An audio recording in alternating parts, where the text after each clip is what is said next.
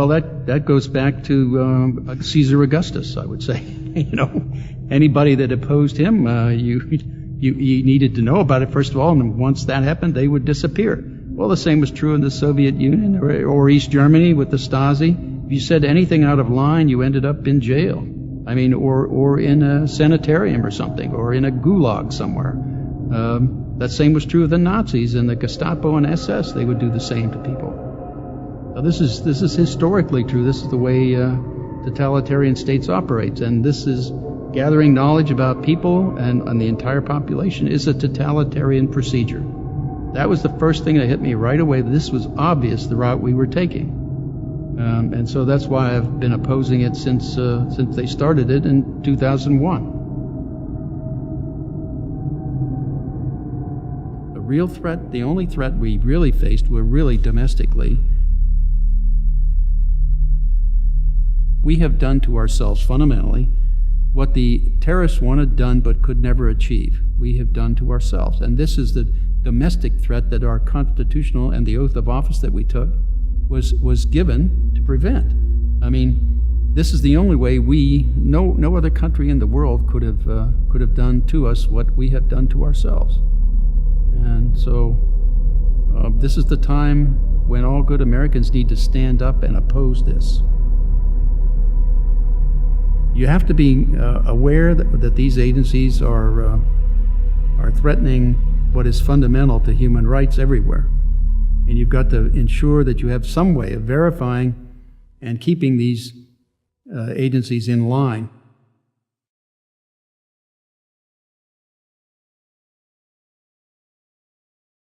This is the part we're going to do some sound bites. So I have a question for you, such as encryption. Is it safe? The short answer is no. Virtually everything is suspect now because of the program Bull Run, which is the NSA program to weaken encrypt systems, not counting putting in backdoors. This is how you weaken a encrypt system so you can break it. And you don't know how many they've done that to, although it appears from what's been released by Snowden that they have been quite successful at it. There's really a kicker there on that program that no one has really taken up. When you weaken firewalls and weaken operating systems and weaken encrypt systems, you open up everybody to hackers around the world. And so therefore they hack into all kinds of things, getting all your data and everything. So you're not really protecting your communications, you're weakening it. It's a very short-sighted, finite thinking that they had when they did that. Also, one side of NSA, is data protection. Right? And the other is operations for getting into other people's data, so they're working against each other. So by trying to keep yourself safe in the technotronic era, we're actually drawing red flags and creating attention for ourselves from people who might want to break that encryption or already have the keys to break that encryption. Well, and exposing it to other, after all, NSA doesn't have a monopoly on smart people. Other agencies around the world have smart people also. If there's a weakness in a encrypt system, other people can find it too. Or if there's a weakness in a firewall or an operating system, other people can find that too. And that's how they can break into things. What is privacy, and why is it our right as individuals to have it? The principal thing about privacy came out of the Revolutionary War when the British broke into U.S. Houses of U.S. people, and they would go anywhere and do anything they wanted with a general writ. Which meant that we here in the United States had no privacy whatsoever as a colony of the government at the time, the British government. So that was kind of the impetus to create the Fourth Amendment that said before you could do that, you had to have evidence that would show probable cause that someone in this country was doing something illegal or preparing a violent action or something. They would have some probable cause to show to a judge with the name of the person, the reason you're doing it, where you're going to have the warrant served, and where you're going to search and what you're searching for. That's all in the Fourth Amendment, and that's why it was written that way. It was because the U.S. government, the central government, was never intended to have information on all the citizens of the United States. In order to get that, they were supposed to have a warrant. Didn't matter how they claimed they could get it, like third-party doctrine or any of that. That intent was in the Constitution from the very beginning. They were not supposed to have it unless they had a warrant with probable cause. So if privacy is our protection to keep our hard work from being plundered, can you compare that idea to that of, Soviet Russia or the Stasi in East Germany? Yeah, directly, simply because those were the targets that I was working in NSA while I was there for almost 30 years. And it was their entire point was they had to know everything about their population they possibly could so they could control it. I mean, that's what the Stasi did. That's what the KGB and the MVD, Ministry of Internal Affairs, in the Soviet Union did. So they kept track of everybody as best they could, and except they were doing it all manually, keeping manual files and things like that. They didn't have anywhere near the capacity we do now with the electronic age and the digital age and the software and the programs and the access that NSA does. So it's directly analogous, except it's in electronic form, not in paper form. So it's not exactly history repeating, but it certainly rhymes, and now they have more technological power to carry out what they're trying to do. That's right, yep. How's the average individual adversely affected by NSA surveillance? Actually, it's hard to say there's any immediate impact on the individual per se, not yet anyway, unless you become a target or try to get politically active and are espousing principles or other directions or advocating for other kinds of operations that for the government that the current administration doesn't like, at which case you can become a target. Like the Tea Party and the IRS, how they're using this data to go after the Tea Party. It's how you use information about people. It's power over people. If you don't like what someone's doing, you use that data against them. Have they gone outside the limits of the Constitution? Oh, absolutely. I mean, that was my complaint from the very beginning. When they started this domestic spying in 2001, the most recent iteration of domestic spying, I would add.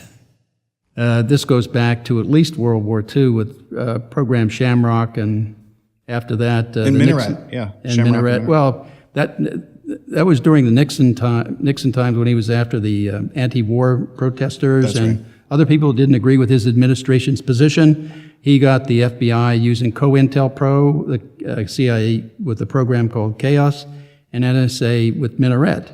Those were programs all oriented against these people that the administration didn't particularly care for, opposing the war and so on. And they were the ones then collecting the data for the administration and doing things like in COINTELPRO trying to get people to commit suicide or manipulate people in different ways, using the information that was collected from Minaret, Chaos, or COINTELPRO. What happens when we have regulation without representation? Well, you have basically what's going on in that case is you have an uninformed electorate being duped by a current government and being told lies and repeated lies till they get believed. I mean, that was the general principle of Adolf Hitler. If you're going to tell a lie, make it a big one. Tell it often until it's believed. That's the principle they're using, repetition. Like it's all legal, it's all legal, it's all legal, except in the case of when they had to give retroactive immunity to the telecoms, or except now in the case where they have a bill in Congress that's giving retroactive immunity to the internet service providers. Why? Because they've been committing crimes. And they're liable if the Department of Justice is not going to take them on in criminal court, which they're not. Others have the option to sue them in civil court, and that's why they had to give them the retroactive immunity. What actions are people taking today that are, with respect to technology, kind of naive in the current environment? Well, one of the biggest ones is Facebook. I mean, people are putting their whole lives out there on Facebook. They don't realize that that's being captured. The FBI, for example, looks at Facebook as one of the richest environments for them to investigate. So, but it's also being stored and captured by and used by different agencies. Like NSA is pulling that data in, as well as corporations. They're also using this data. So, I mean, it's the kind of thing corporations are more trying to sell you something. It's more of a marketing kind of approach, where they're trying to figure out what you like or the kinds of things they should send or push advertisements to you, whereas the FBI is looking at it for ways and means to, if you're being targeted, ways and means to either arrest you or take you out or put you in, like they did with the CEO of Quest, Nacho. They put him in jail, like they tried to do with Tom Drake and like they tried to do with us. Try to use that information to build a circumstantial case and they basically fabricate evidence, which they did in our case. So the difference between government, which is more malicious than industry, is they're really still doing the same kind of thing. They're invading the privacy of everybody, and people are actually helping them by putting all this information out there, either in Twitter or in Facebook or any number of other ways, like an email, for example. That all that kind of information is being collected, and it's being used against them. So there's a tight relationship between the corporations that are spying on us to collect our private data and the intelligence communities that are also scanning for metadata or stealing it out of Angry Birds, as I heard Mike Hayden once say. You know, he's like, Angry Birds is already stealing your data. We're just sniffing their stream as it goes to Angry Birds Central, I think was his quote. Well, and they also, the program they're using to do that kind of sniffing is, the primary program is Fairview. That one has between 80 and 100 taps on the fiber optic network inside the continental U.S. It's on the web. You can go take a look at the different fiber optic tap points, but that's how they're acquiring the information as it's passing by on the fiber network. That was also, it was also mentioned along with other programs as the upstream program in the PRISM slide that was released by Edward Snowden also. It was the first one. Fairview, Stormbrew, Blarney, and Oakstar were the ones that they listed. Fairview, the first three I think were all U.S. corporations. The Oakstar is foreign corporations. So that, and those were, there are about 8 of them, I guess, according to the data that's been published. Poland was one of them, some Polish telecommunications company. But I don't. The others haven't been released by the Snowden in the Snowden material anyway. But they're foreign companies, so it's a mixture of U.S. and foreign companies around the world, along with foreign governments. And if they don't get cooperation either from the companies or the governments, they'll unilaterally do it. So they have a massive tap network on the entire internet and the fiber optic public switch telephone network. So that's a huge data acquisition system. How necessary is it to the collection of intelligence that you map out the social networks of your targets? If you're focused on targets, that is groups of individuals doing something illegal or criminal or some terrorist group, that's a legitimate operation of intelligence. Try to figure out potential adversaries or potential threats. That's legitimate. Every country in the world would say that's what they do or want to do too, within the means and capabilities they have. But when you start mapping out the social networks of everybody on the planet, that's a totally different issue. Now you're getting into the privacy of everyone that is not even a threat. So you're accumulating information on everybody in the world and all of their activities, everything they do. And it basically gets down to the ability, even after you accumulate that, you can look at their profiles and begin to see how they think and what they're thinking about issues. And you can even begin to project how they will act or react to situations. Although right now they're not very good at that. That there is a capability to do that, and we have been able to successfully do that in the past. And they're attempting at least. That's one of the initiatives that the White House let I think in early 2012, they let a big White House Big Data Initiative, which was a solicitation from industry to work out algorithms that would go into large data sets to figure out what's important for people to look at. That's how you automate the process of analyzing all of this data to boil it down to what's really important, which they should have been doing in the beginning, and it could have done right at the beginning, which is what we did in our program, ThinThread, which would pull out only that data that was relevant to groups of individuals intending to do something criminal or terrorist type activities. around the world, or other governments or leaders and so on. All those were legitimate intelligence targets, foreign intelligence targets. They could have done that right from the beginning, instead of having this knowledge about everybody. What that's done is give them an entire rich database for other agencies of the government, like the FBI and the DEA and the Department of Homeland Security and the IRS, to go in and examine everybody in the country and everybody virtually on the planet that's using internet or phone networks. So they're spying on everybody, collecting metadata, they're building profiles out of it. What is the reasoning behind pointing such an apparatus at the American public? And what type of money, what combined budgets of these type of projects focused on the American people? What are we looking at? But the reason that I came up with that they were doing that is primarily for money and building an empire. The reason I say that is because if you take the position of collecting only targeted information against groups doing bad things, then you have a finite problem. So you don't have to have large storage facilities like Bluffdale in Utah, or another 400,000 square foot facility in San Antonio, Texas, or another one they just started building last summer on Fort Meade in Maryland, 600,000 square foot facility to store information. You wouldn't need any of that. Plus, you wouldn't need all the contracts for contractors, and you wouldn't need to have a larger workforce. But you would be focused on a rich environment of information, which actually would mean you would succeed at preventing terrorism and preventing crime, international crime, and so on. But by taking in the bulk acquisition, that means you're taking in everything in the world. That means you're pulling in all kinds of huge amounts of information, hundreds of terabytes per day, going around the network. That becomes a management problem of information to begin with. How you have to build an infrastructure to transport it to storage facilities. You have to build the storage facilities. You have to have contracts for all this to happen, and contracts to manage all the data once you've captured it, and then contracts to build other kinds of programs to manipulate the data and use it for analysts and so on, and then hire more analysts to analyze data because there's orders of magnitude more data to look at. So, and it builds your budget so much bigger, and so now you're managing a much larger empire. So they did it, in my sense, for empire. Well, they told us they were doing it for the prevention of terrorism, so that would mean none of these programs were underway pre-9/11, right?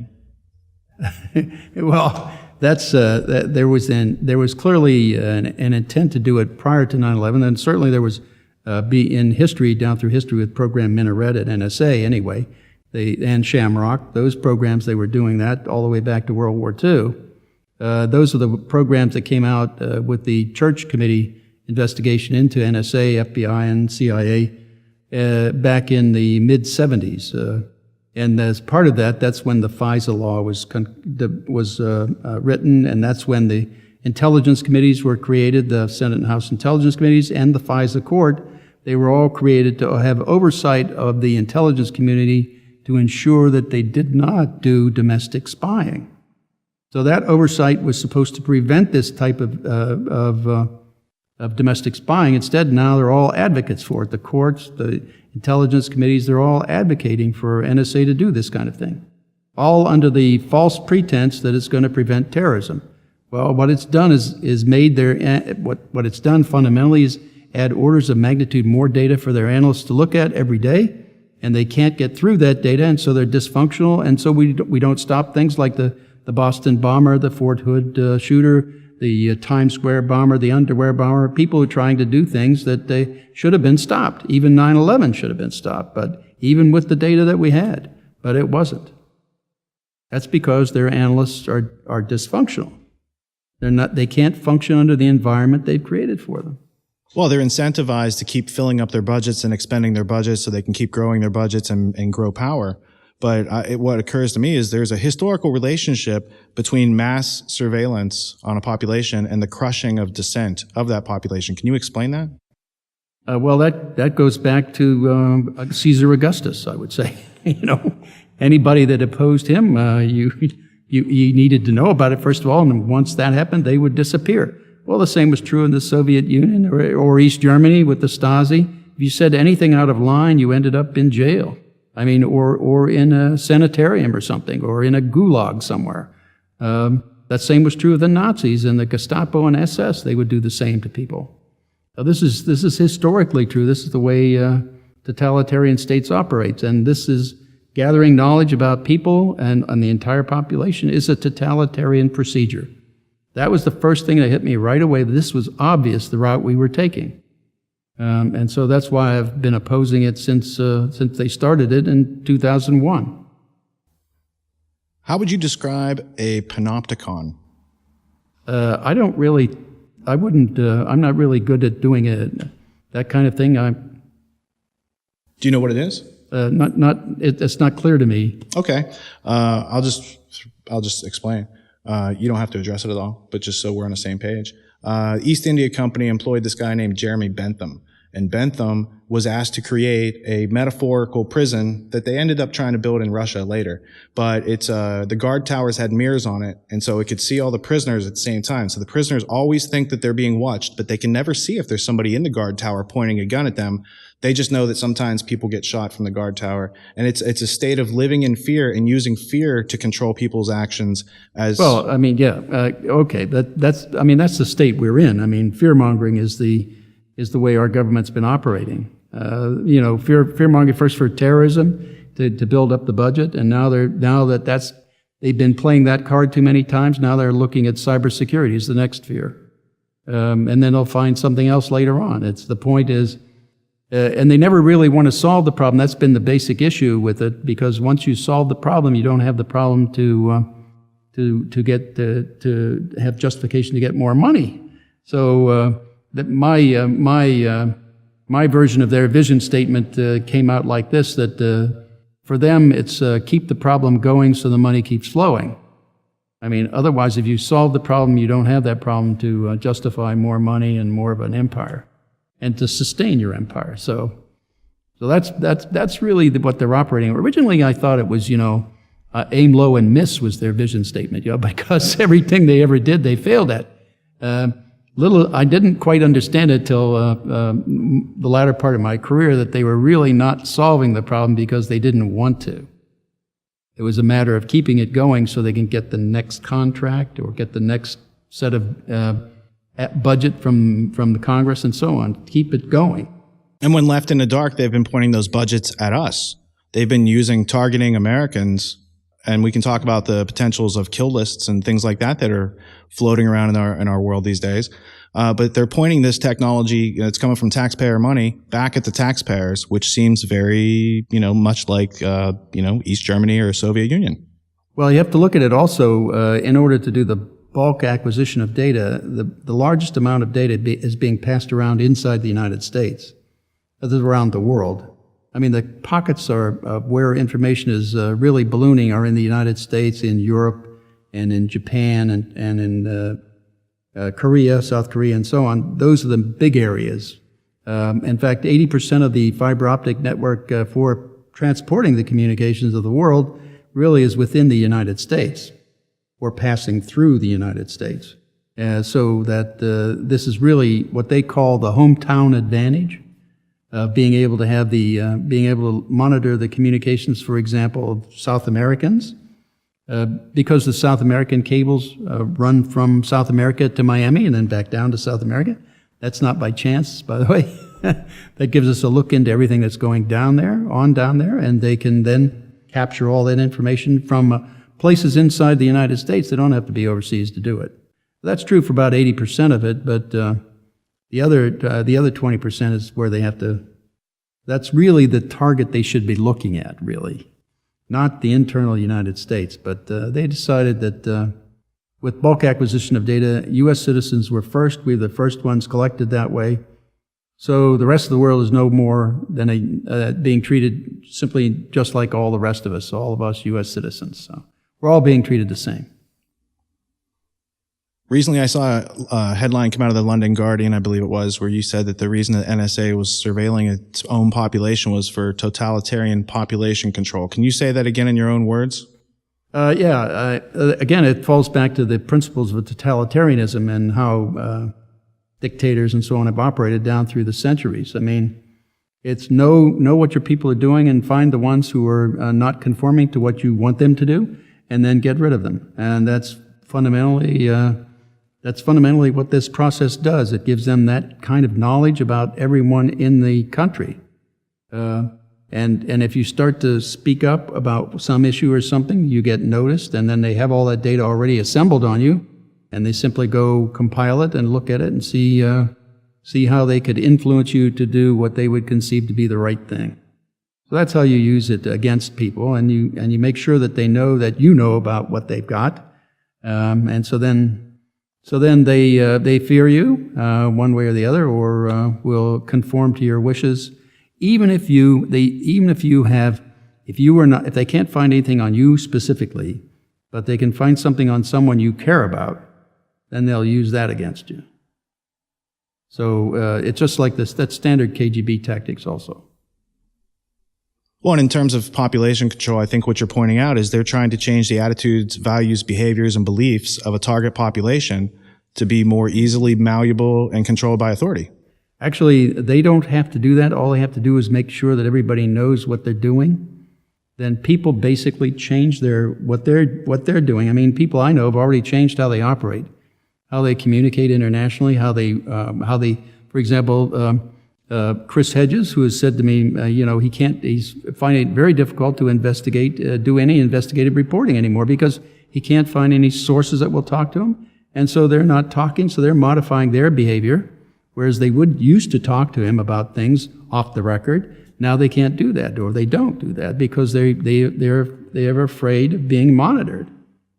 And the existing government is threatening everybody with prosecution if they leak. For example, they still have 9 prosecutions pending on the Espionage Act from 1917 with I think 9 different people who have been whistleblowers, classic whistleblowers, and they're trying to silence that, and that's the way they threaten people. And so people internally in government have changed how they operate. They no longer are willing to talk to anybody that's a reporter. And so that's changing how we no longer have a free press that can interrogate and probe into government activities. What would freedom look like in America if privacy was restored and the NSA was following the Constitution, for instance? Well, you would actually be what the founders of this country envisioned as what it should be.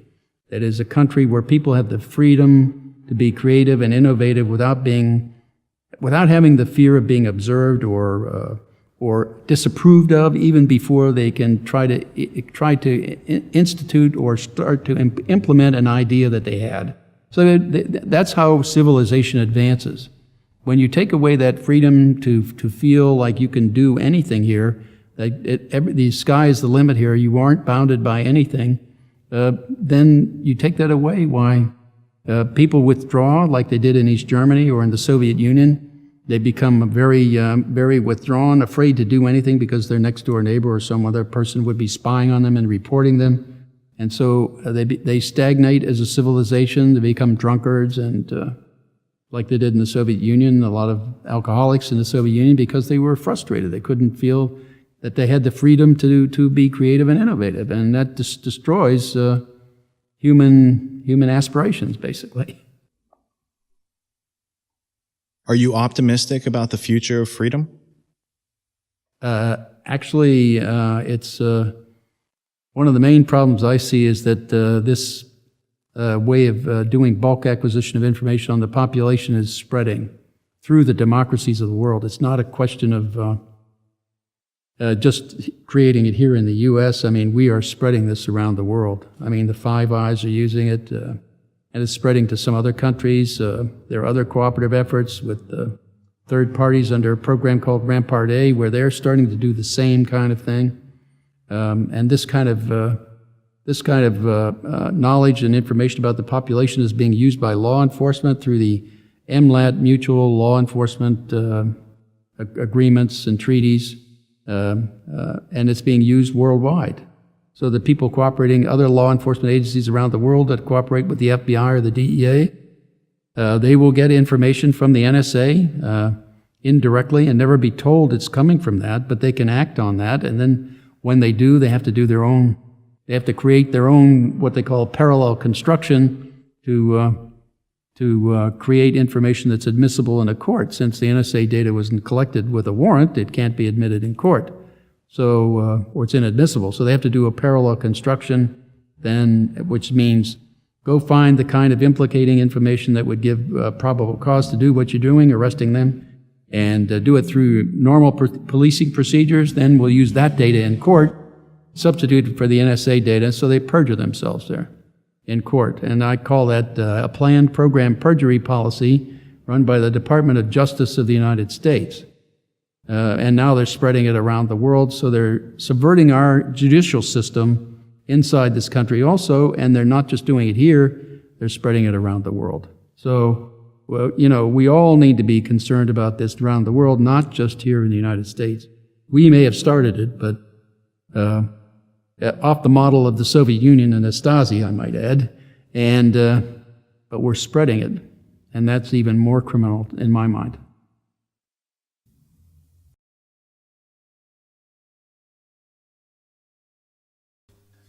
Bill, where did you grow up? I grew up in a small town in central western Pennsylvania, up in the hills, up in the Appalachia Hills. So I'm a genuine hillbilly, so to speak. What value was placed on honesty, hard work, integrity, and character in your upbringing? Well, in this town, I mean, you know, it was only 3,200 people at the time. I think it's down to 28 now, 2,800. At the time, you know, everybody basically knew everybody else. So what you were was what constituted your character, and so everything you did reflected on the character of person you were, and that's how people knew you in the town. So everything, all the values, the decency, and all on that people treated each other with were all part of that growing up, and people cared for one another there.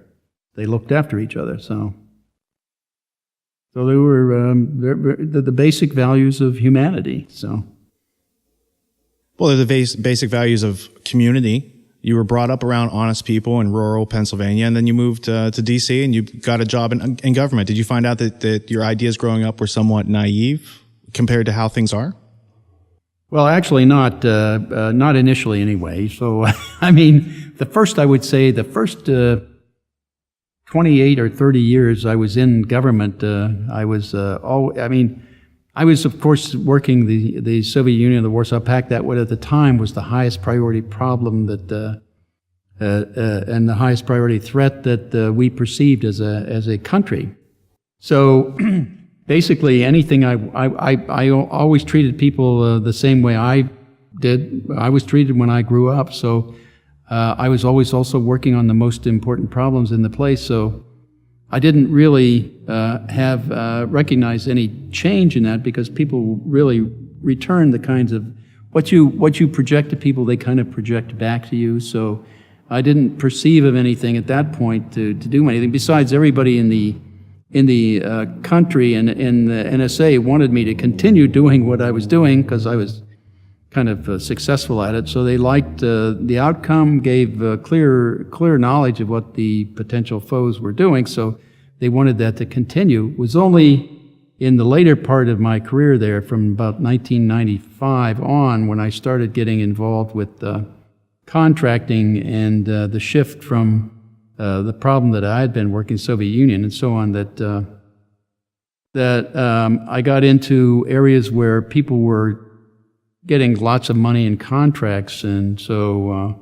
solving problems in that arena was also my objective, because that was the main problem we were facing, was the digital explosion at the time. So that got me directly into the solving problems that nobody really wanted solved there. And so when I did that, that kind of caused reactions that I didn't think I would get. I thought people would adopt those solutions and run with them, and try to improve on them if they could, which was an expectation that I was clearly disappointed at, because no one really wanted to do that. In fact, they still don't, because again, they're still building their empire with different fear-mongering topics. The latest, of course, is cybersecurity and so on. So, and problem solving is a way of finding truth. So my question would be, what value does philosophy have in your life, and how would you define truth? Truth, you could say there's a variation of truth depending on who's looking at it, but there's also a physical truth, and that physical truth is or is not. So there's kind of when you look at, for example, when you're doing signals intelligence, you're looking at abstract things, the communications of people and their metadata and other kinds of things that they're saying. You may not be able to read their things, so they may be encrypted and you can't read that. So you have to try to interpret that, but underlying all of that is a physical reality that's happening. Now, either that physical reality is happening or it's not, and that's the truth of it. So what you're trying to do in the business of intelligence anyway is get to that underlying truth, the physical reality, and it's not something like for example, in 1968, the Russians invaded Czechoslovakia. That's a basic fundamental truth. That happened, and it's not open to interpretation. We've got the pictures from Life magazine, and we had all the intelligence of them and everything going in. So it wasn't something that was it was the basic bottom truth, and that's the kind of thing you try to get to, a reliable physics of things that are going on, and basically things that no one would dispute, I would say. How would you define freedom? Freedom is, I would say, is when an individual feels that they have the opportunity to try and do anything they want to do. That's kind of the freedom, without hurting people, of course. You have to have limitations. You don't want to do things that will hurt other people, but you have the freedom to be creative and innovative in your own way, in your life, and take it wherever you want to take it. What's the relationship between freedom and truth? Bringing it together, you actually go out and find truth. There's a relationship between freedom and truth, and when truth is lost, freedom does what? The problem is when you lose truth, you get into realms of deception and manipulation, and that is what destroys freedom. I mean, you can't really say you're free if you're being manipulated and being given false information to make judgments on. So you're fundamentally in the form of an electorate. You're an uninformed electorate or a disinformed electorate. So you lose your freedoms at that point. You made sacrifices in order to do the right thing in a hard situation where other people were being dishonest. The cost is so high. How do you justify the sacrificing of your career to do some truth-telling? That's pretty easy to me. I mean, I look at it as a very simple thing. This is the founding principles of this country, which I thought were really great, and I devoted my entire life to protecting and ensuring that would continue. And internally having, the oath of office is to protect and defend the Constitution against all enemies, foreign and domestic. And now the real threat, the only threat we really faced were really domestically. If we had a domestic, we could change, we have done to ourselves fundamentally what the terrorists wanted done but could never achieve. We have done to ourselves. And this is the domestic threat that our constitutional and the oath of office that we took was given to prevent. I mean, this is the only way no other country in the world could have done to us what we have done to ourselves. And so this is the time when all good Americans need to stand up and oppose this. What is signals intelligence, and how did you get into analyzing data that comes from signals intelligence?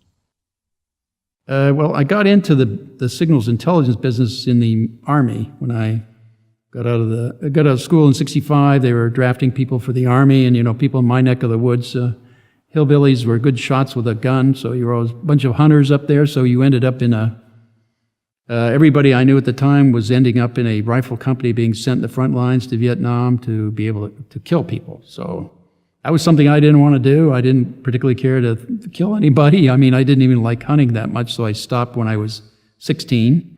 I would never consider wanting to kill somebody as something I really wanted to do, so I wanted to avoid that anyway. I could, so I checked my options with the recruiters, and they said, well, hey, if instead of being drafted for 2 years, you volunteer for 4, we can give you your choice of assignment. You get a career. You can go a different route. You don't have to be in the rifle companies, but you have to sign up for 4 years. So I did that, and they sent me to intelligence school, traffic analytics school in Fort Devens, Massachusetts, and that got me. And that was in the Signals Intelligence. That was the Army Security Agency, which is one of the branches of the CSS, of NSA CSS. It's NSA Combined Security Services.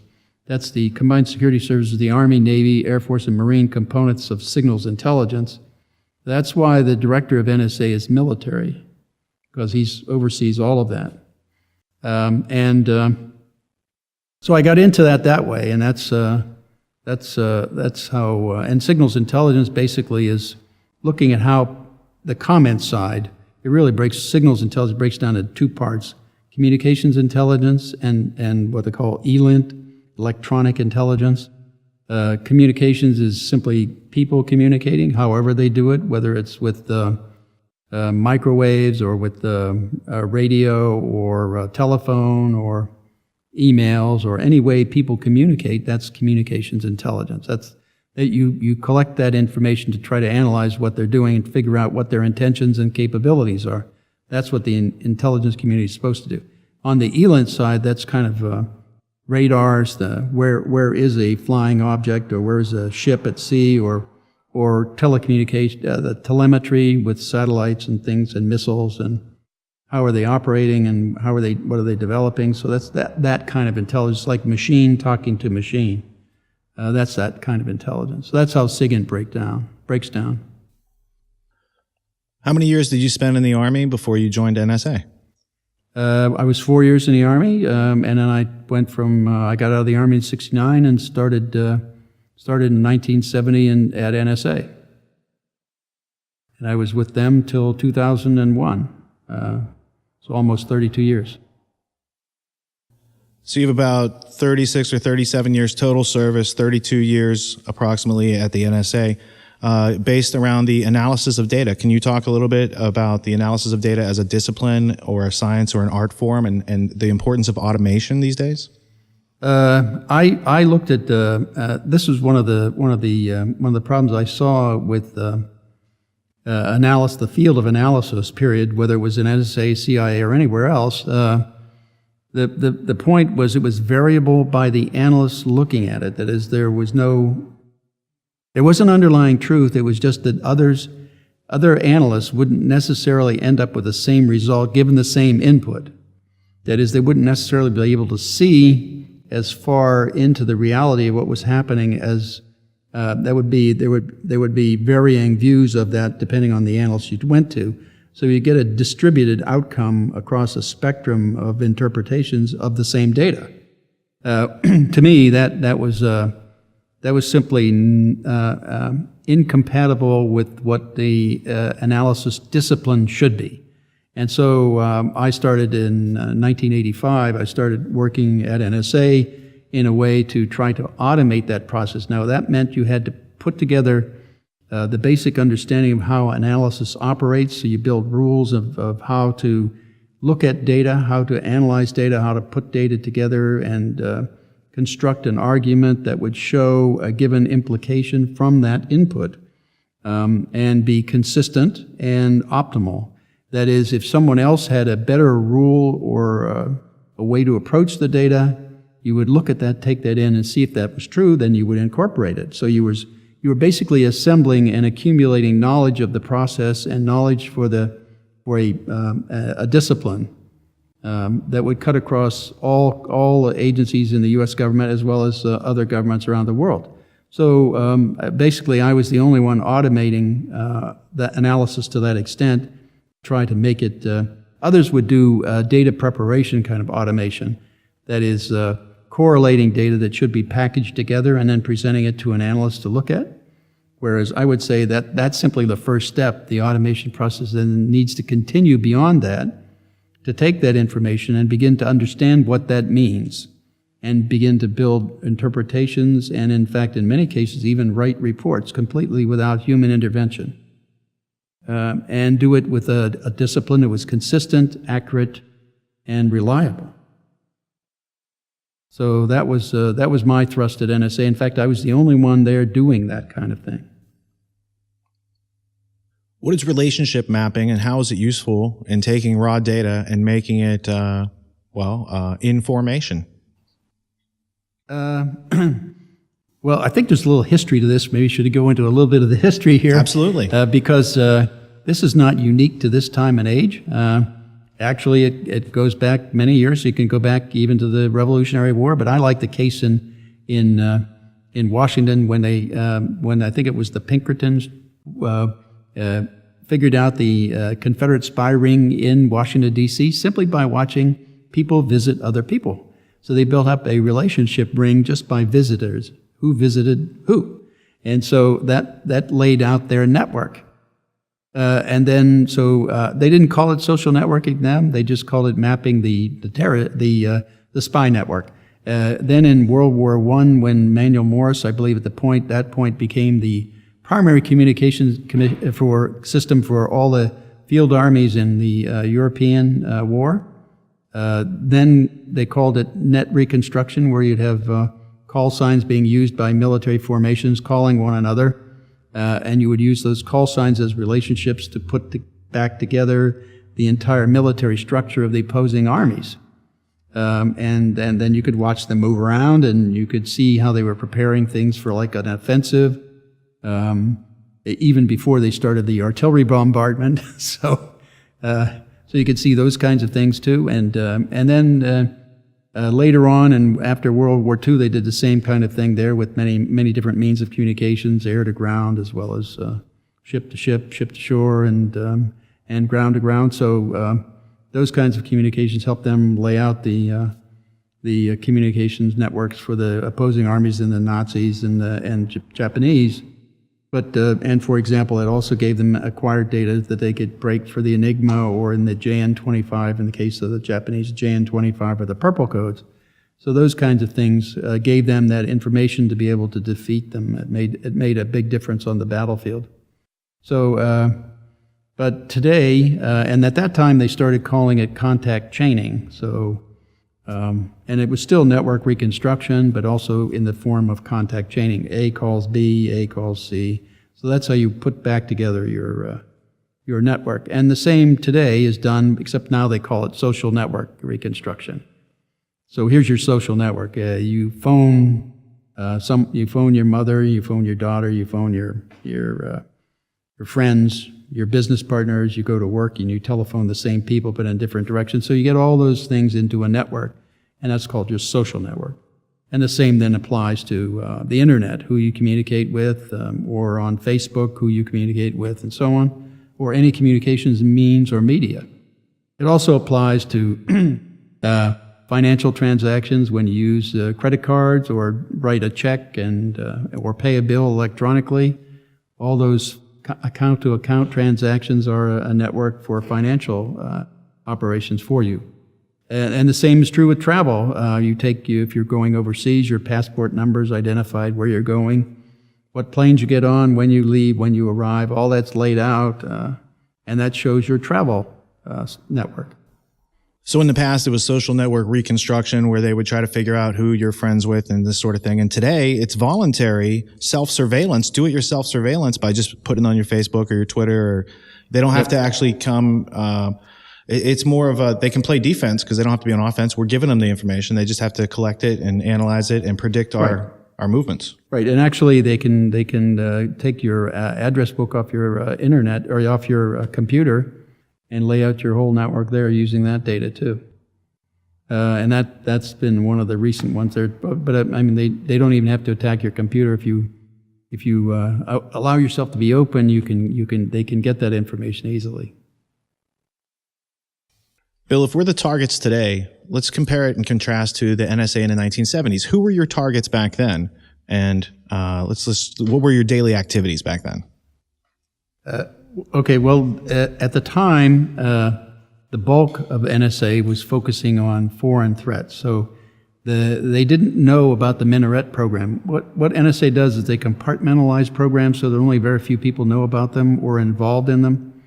And so there was a small percentage of people at NSA that were involved in program Minaret. So the vast majority of people there didn't know it was happening. And their activities were fundamentally trying to analyze the communications of foreign countries or foreign governments and militaries, and to try to assess potential adversaries' threats and so on. I mean, the main focus again was at that time in 1970 was on the Soviet Union and the Warsaw Pact as the preeminent kind of threat that we were facing. But also we had efforts against Red China, North Korea, Cuba, and various other countries around the world that were borderline potential threats. So that it depended. I mean, you had a national priority list for intelligence production, so you would follow that primarily as your targeting for effort that you would devote in terms of signals intelligence. So it was the national intelligence, the SIGINT national SIGINT requirement lists were developed from national requirements for intelligence based on the view of the U.S. government of other governments and militaries and or terrorist organizations and things like that around the world. How about in the 1980s? Who was the NSA pointing its barrel at? Who were the targets? Is it the Soviet Union still during the Cold War, or who? Yeah, during the Cold War, it was still the primary ones were the Soviet Union, Warsaw Pact, China, and North Korea were the primary ones. But over time, that was changing. There were some terrorist activities early in the Reagan administration in Lebanon, for example, and others. So there was raising that as another issue. So they're starting to look at terrorism as an issue, and so there was a little shift starting there. But still, primarily, they were focused externally at foreign threats. And after the Church Committee investigations, the Minaret program was terminated, and so the FISA law was enacted, and they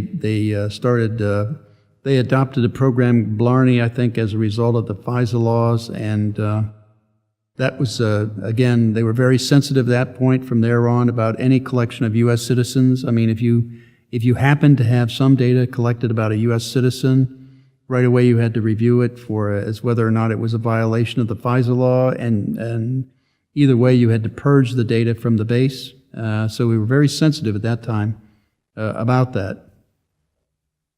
So after the Church Committee, the FISA courts, those are protections put in to protect the individual rights of people in this country. We call them citizens. In 1992, John Taggart led a problem-solving team to combine ops and research to capture and diagnose data. Could you describe the substance and nature of what that project was?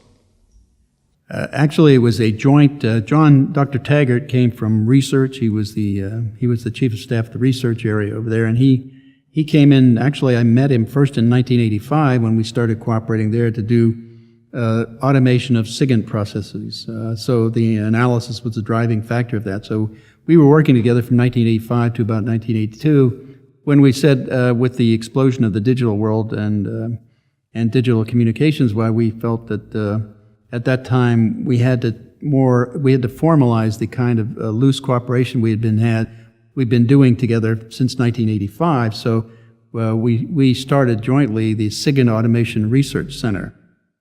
John came from research, and so he brought all the technical skills, computer processing people, engineers, even physicists or other people who had the technical skills from the technology area. And I came from operations, so I had the operational skills like linguists, analysts, crypto-mathematicians, cryptanalysts, and so on. So I'd bring all that into that effort too. So we had all the skills at NSA kind of in a small area. It was only about 16 people total. And so we were all in one place. And so it made it much easier to attack problems, because what you would do to get together, now here's the problem we want to attack, and you define that problem for everybody. And we'd say, here is your component of that problem, and here's yours, and here's yours, and here's how you all have to work together to solve the problem to get the end result.